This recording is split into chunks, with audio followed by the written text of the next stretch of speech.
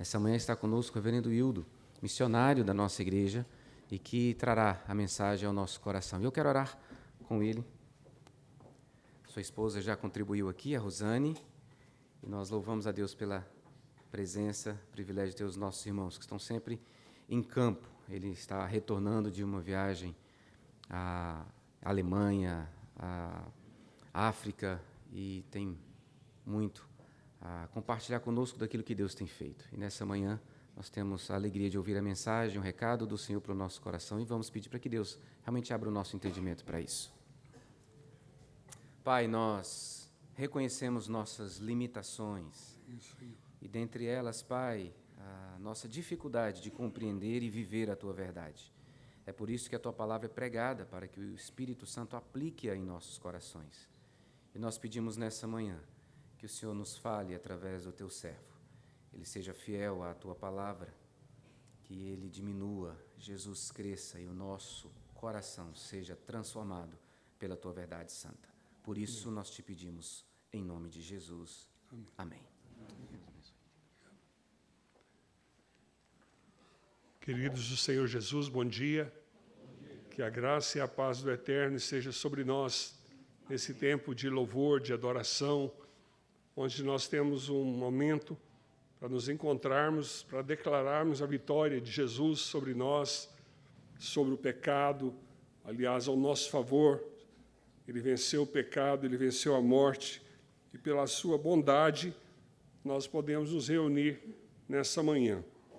E eu me sinto muito feliz cada vez que eu tenho condição de estar presente na igreja, porque temos viajado muito, o trabalho da Missão Vida tem crescido, e isso exige mais viagens, mais tempo fora de casa, mas eu gostaria muito de poder estar mais perto, mas infelizmente não tem sido possível. Nesses 6 primeiros meses do ano, eu tive pregando em todos os continentes. Chegamos essa semana de uma viagem à África. Domingo atrasado, eu estava pregando em Madagascar, um encontro de jovens, mais de 1.000 jovens, um encontro vivo, que tinha como título o congresso, A Chama Não Se Apagará. E no domingo passado eu estava em Uganda, pregando na igreja do Atoto, que são um ministério muito interessante, vale a pena olhar depois na internet, para você conhecer o ministério desses irmãos. Eu vi poucas coisas sendo tão feitas de forma tão relevante, de forma tão bem feita, como esse ministério na África, em Uganda. Nós conhecemos um pouco da história triste que aquele país viveu, e agora ver o Evangelho tomando os lugares mais escuros, os lugares mais distantes, as pessoas mais diferentes possíveis, é uma grande alegria. Então, quando a gente viaja, a gente tem muitas expectativas. E uma delas é ver o crescimento da igreja, ver o quanto o Senhor tem sido generoso e fiel. Eu quero compartilhar brevemente com vocês um vídeo que eu não vi, mas eu confio muito na minha secretária, e ela preparou para mim, para a igreja que eu vou estar pregando hoje à noite. Mas eu acho que vai enriquecer também o coração dos irmãos, e eu gostaria de mostrar para vocês. São 4 minutos e ainda sobra 16. Então, eu não vou ficar falando do tempo, senão eu perco tempo falando do tempo. Então, nós vamos ver o vídeo dessa viagem que Rosane e eu fizemos à África. Chegamos na África no meio da semana, na quarta-feira, e ela preparou esse material. Eu gostaria que ele fosse projetado, por favor.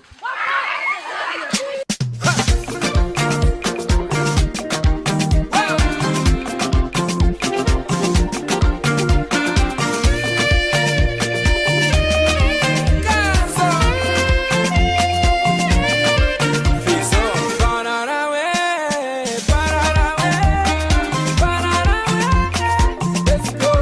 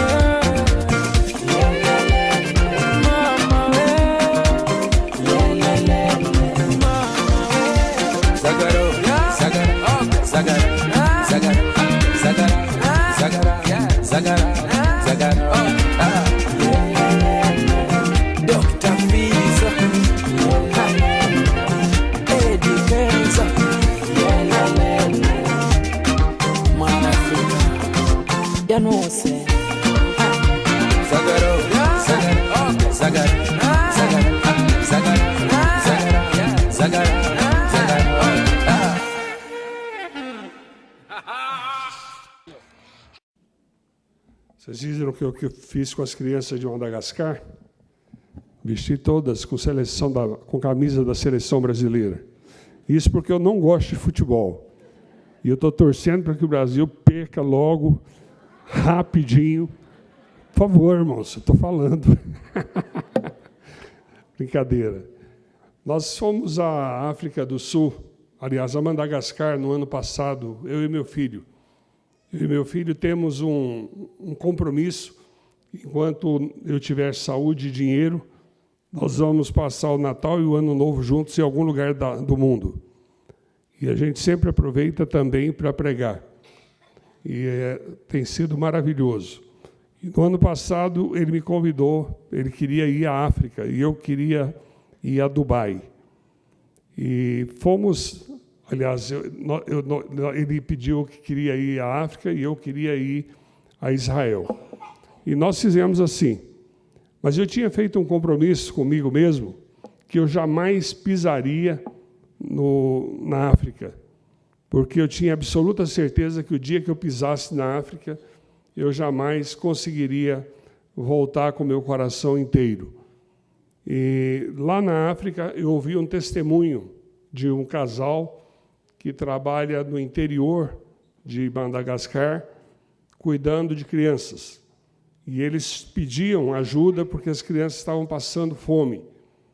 E era uma igreja muito pobre, que não tinha nem banheiros.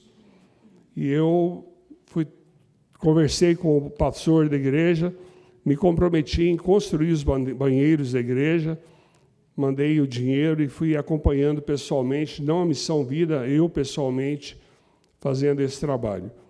E depois perguntei para eles quanto que eles gastavam de alimento, porque ele estava apavorado por comida para as crianças que ele cuidava. E ele disse o valor, eu disse, então, em 2017, isso era janeiro de 2017, o senhor não deve mais orar nenhuma vez por dinheiro, porque eu quero ser a resposta de Deus às suas orações e quero manter o trabalho. Em 2017, eu quero mandar comida para as suas 50 crianças que vocês estão cuidando. E nós mandamos, durante todo o ano passado, fizemos um novo compromisso. Já nesse novo compromisso, os missionários da Missão Vida assumiram um compromisso, cada um deles, de dar uma pequena quantia. E eu fui para a África, a gente acompanhando os relatórios, recebendo notícias, orando, conversando com irmãos que passaram por lá. Mas eu não sabia que eles tinham aumentado de 50 para 200. E eu levei 60 uniformes da seleção brasileira. E dei para as crianças, e nesse primeiro grupo, o que eu tinha, eu dei, e graças a Deus, naquele dia, 40 crianças faltaram. E nós fomos para o segundo lugar, e no segundo lugar, o lugar mais pobre onde eu já pisei. E eu já andei muito, eu tive já em 54 países pregando. E aquele lugar foi o lugar mais pobre onde eu estive. E quando eu cheguei lá, as crianças estavam aguardando para nos receber.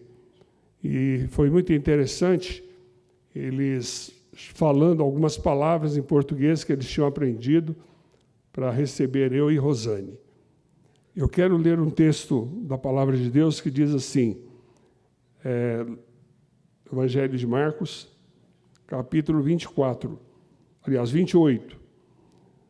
Os 11 discípulos foram para Galiléia e chegaram ao monte que Jesus tinha indicado. E quando viram Jesus, o adoraram, mas alguns tiveram suas dúvidas.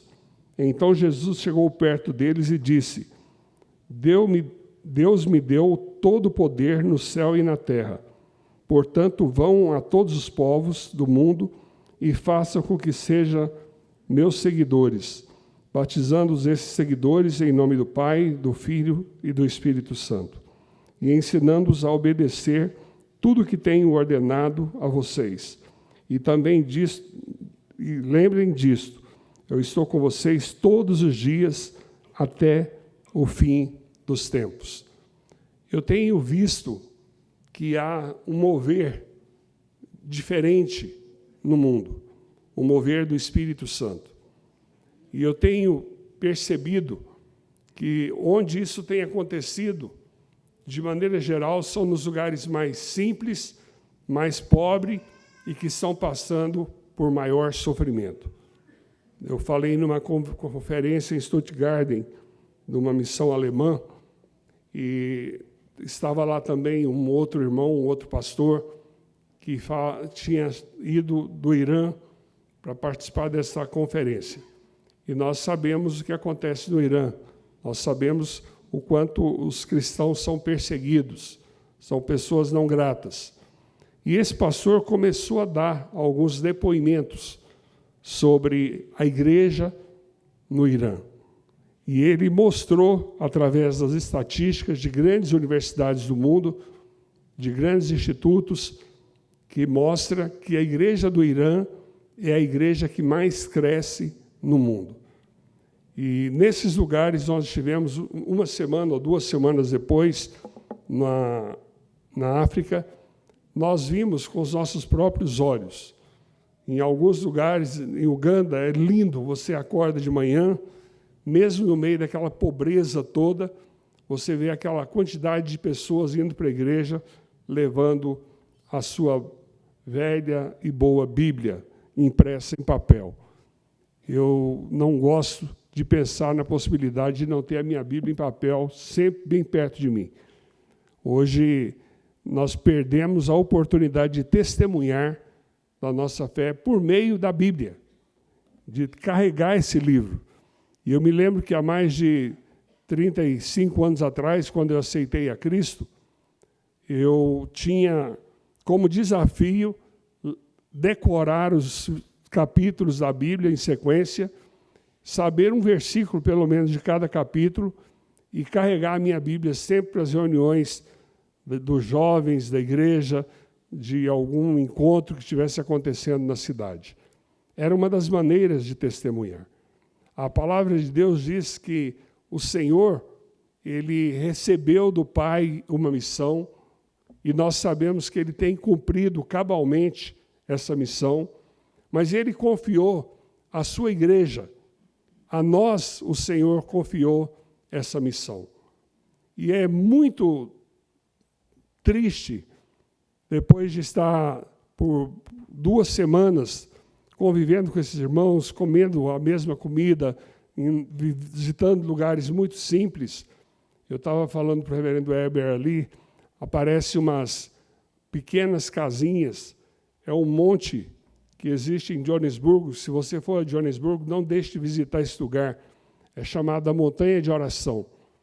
Lá, um homem de negócios comprou uma grande propriedade de onde você vê a cidade de Joanesburgo, e ele construiu um centro de convenções. Tem vários auditórios, mas o maior é um auditório para 7.000 pessoas, e vai gente do mundo inteiro. E ele construiu um hotel bastante simples, mas confortável, e você pode orar, porque 24 horas por dia vai ter gente ali orando. Então, eu percebo que há um mover do Espírito Santo de Deus. Mas, infelizmente, eu tenho percebido que a maioria dos cristãos evangélicos brasileiros não estão comprometidos com a visão e com a ordem de Jesus, para que fôssemos ao mundo e proclamássemos a sua salvação, o seu poder, a sua glória e as suas maravilhas. E dentre as coisas que atraem as pessoas para Jesus, está os sinais, está o mover do Espírito, salvando, curando enfermos, libertando pessoas da escravidão, do pecado, transformando gente que cometeu os crimes mais terríveis e fazendo dessas pessoas pregadores do Evangelho. E, às vezes, nós estamos no nosso ponto de conforto. Eu tenho vivido, nos últimos 2 anos, os 2 piores anos da história da Missão Vida, no que diz respeito a finanças. Em janeiro, fevereiro e março desse ano, nós perdemos 6.444 mantenedores. E a missão vive um momento extremamente difícil. Mas eu voltei de lá dizendo para minha mulher, eu não posso me acovardar. Eu preciso fazer alguma coisa na África. E eu espero em Deus que o Senhor levante outras pessoas para que juntos nós possamos ter, a médio prazo, 3 casas, 2 no interior e uma em Antananarivo, que é a capital de Madagascar. O que eles precisam eles não precisam de muitas coisas, irmãos. Eles precisam apenas de ser amados. E faz parte desse processo a pregação do Evangelho.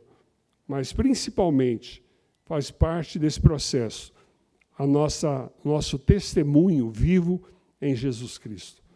Eu tenho dúvida que se algumas pessoas realmente são crentes, quando eu percebo a falta de envolvimento por parte da maioria da igreja.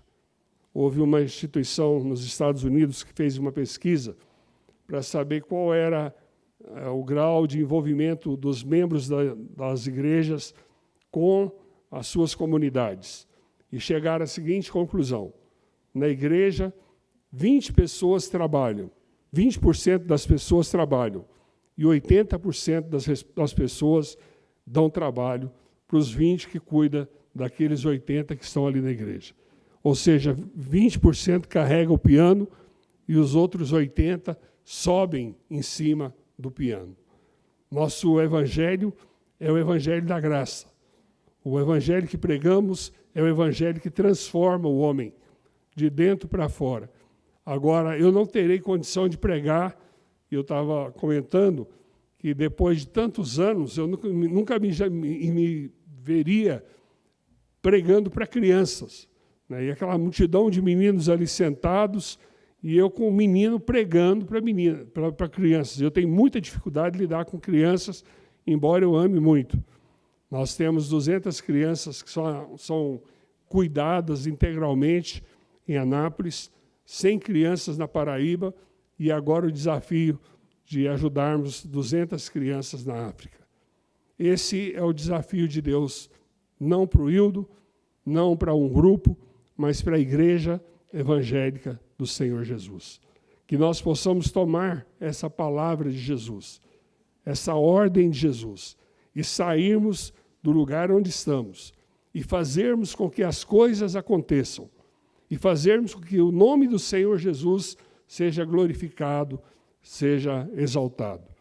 Nós pretendemos, no ano que vem, vocês vão receber aqui na igreja o coral da igreja que eu estive pregando, o Toto, e agora, no mês que vem, eles vão estar aqui, e eles fizeram uma apresentação para mim e para a Rosane, os meninos que vêm.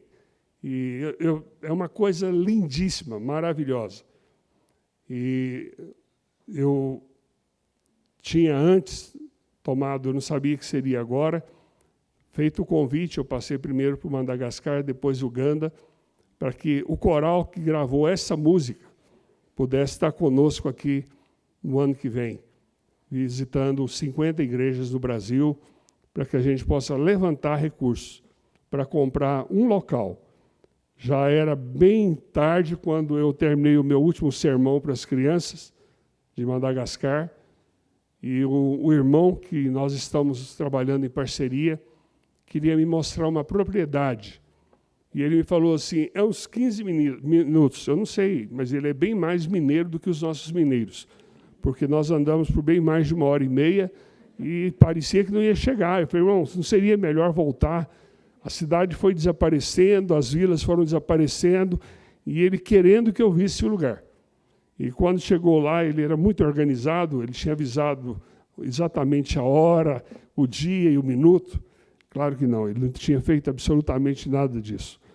O lugar estava fechado, com cercas, protegendo toda a área, e o sonho dele era transformar aquele lugar na sede do projeto que nós demos o nome Crianças de Madagascar. Há muitas crianças de Madagascar. Há muitas crianças nas ruas de todo o nosso país. E eu compartilhei com ele, ele nunca veio ao Brasil, eu disse, olha, eu já estive em lugar mais pobre do que esse que eu estou falando agora. O último foi o mais pobre de todos eles. O que eu disse que eu nunca estive num lugar tão pobre. Mas há tantos pobres nas ruas, nas pequenas cidades do norte e do nordeste, que vivem à margem da sociedade, e a possibilidade dessas pessoas terem um futuro feliz é muito pequena. Então, eu quero desafiar você, querido. Se o Senhor tem te dado recursos desse mundo, invista todo ele antes de você partir. Eu não quero deixar uma herança para os meus filhos brigarem por ela. Eu falo com a minha mulher, vou torrar tudo em missões. Meu pai faleceu em 2014, ele era um desembargador, e eu estou recebendo a herança dele. E se você me perguntar, o que o senhor comprou para o senhor até agora? Nada. Nada. Mas também eu cheguei sem nada. Está empate.